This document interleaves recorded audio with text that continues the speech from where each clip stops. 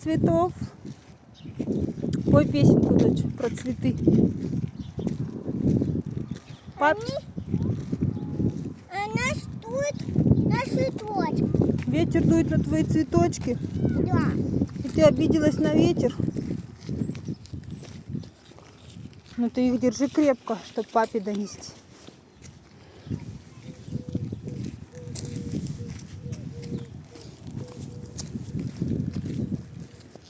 Не обижайся.